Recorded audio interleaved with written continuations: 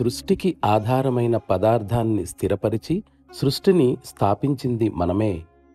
క్షోభను కలిగించిన సంకల్పం యొక్క ప్రథమ తాకిడి తప్ప ఇందులో భగవంతుడి ప్రమేయం కేవలం నామమాత్రమే.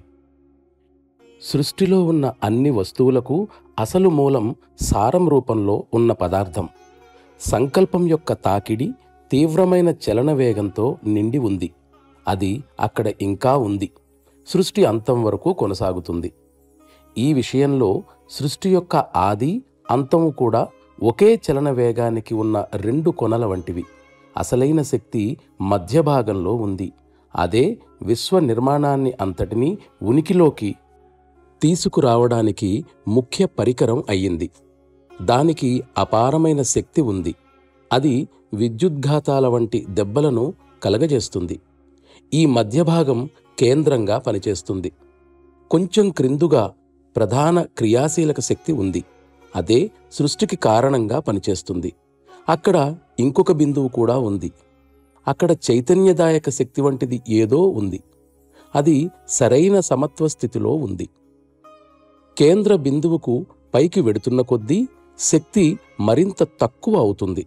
మనం సత్తుకు మరింత దగ్గరగా ఉన్నామని ఇది సూచిస్తుంది. ఈ అల్పశక్తి మానవుడి వంతుకు రాగా కేంద్ర బిందువు వద్ద ఉన్న బలవత్తర శక్తి అవతారాల వంతుకు వచ్చింది. కేంద్ర బిందువు వద్దనున్న స్థితిలో అవతారాలు పూర్తిగా నింపబడి ఉంటాయి.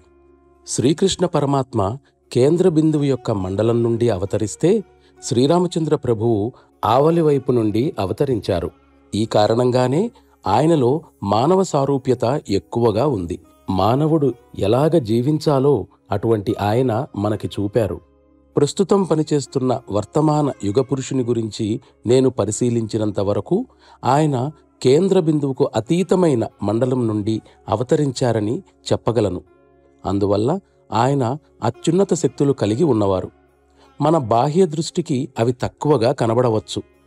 భూమిపై ఇంతవరకు వచ్చిన ఏ అవతారానికి కూడా మూలము వద్దనున్న శక్తి అనుగ్రహించబడలేదు. దైవానుగ్రహం వల్ల ప్రకృతిని పరిశీలించి నేను తెలుసుకున్న దాన్ని బట్టి నేను దీనిని వెల్లడిస్తున్నాను. ఆ విషయాలను నిజంగా తెలిసినవాడు ఆ దైవమే.